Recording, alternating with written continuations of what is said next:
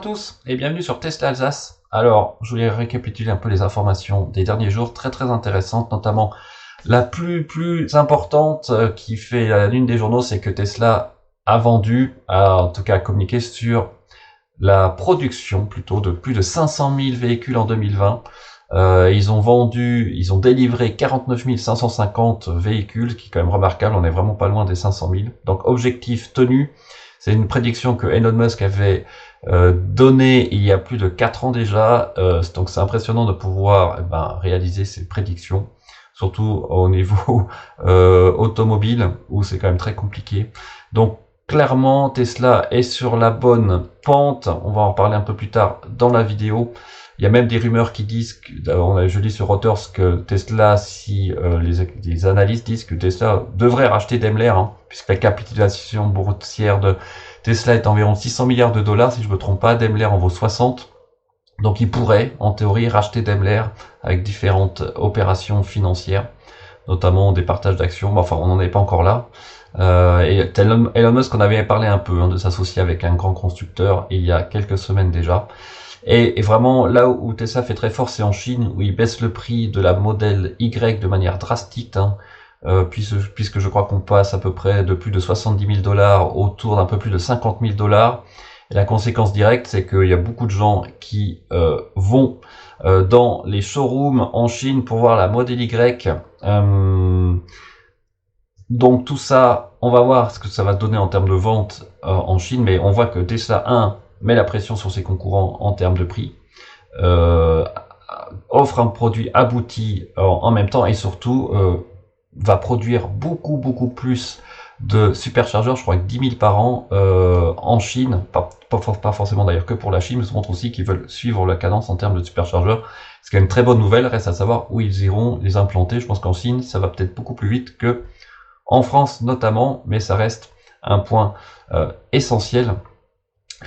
Donc ça, c'est quand même les grosses nouvelles du jour au niveau de Tesla, sachant qu'on va aussi avoir le rafraîchissement de la Model S à Model X, et on parle d'une caméra au niveau du rétro, je suppose, comme pour Model 3, Model Y, pour les intégrer dans les groupes de autotaxi, on va dire robotaxi.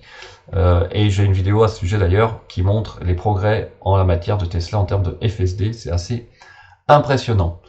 On a aussi en Chine la mise en déploiement entre guillemets d'un centre de R&D pour une modèle 2 à 25 000 dollars.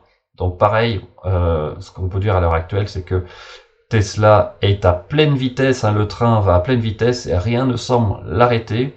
Et on aura probablement la confirmation de cette tendance avec l'action. Je suis pas persuadé que l'action va rebaisser honnêtement. Ça va être intéressant demain de voir le comportement de l'action par rapport aux ventes annoncées par Tesla aujourd'hui. En tout cas, c'est quand même vraiment impressionnant ce que Tesla arrive à faire. Et puis évidemment, l'autre grosse partie de l'année, c'est les nouvelles batteries 4680 qui vont arriver sur la Model S. Et si d'ici la fin de l'année aussi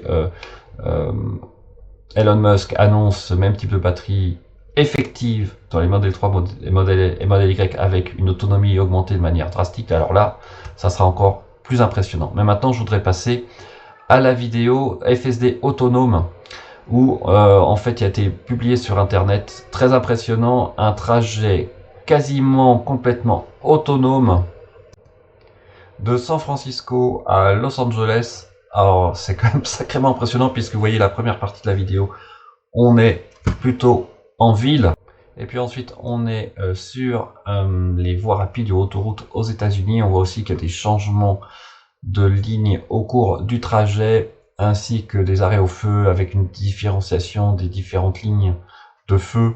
Donc c'est vraiment impressionnant. Alors dans la description de Teslarati, ils disent que le conducteur a dû reprendre la main au niveau d'un superchargeur quand même pour se mettre au niveau d'un superchargeur. Et aussi il y avait des débris sur la route à un moment. Il a repris la main. Donc il faut quand même rester très on va dire concentré. Il y a des choses que les caméras ne voient pas et ne verront pas probablement pendant un bon bout de temps.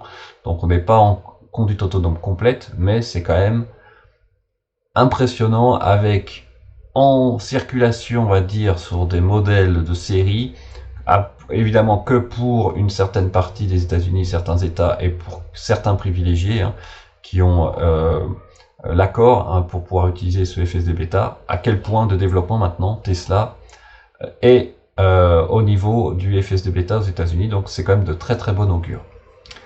Voilà, bah écoutez, sur ce, je voulais vous souhaiter encore un très bon dimanche, une très belle année 2021. J'espère que ce nouveau format vous a plu.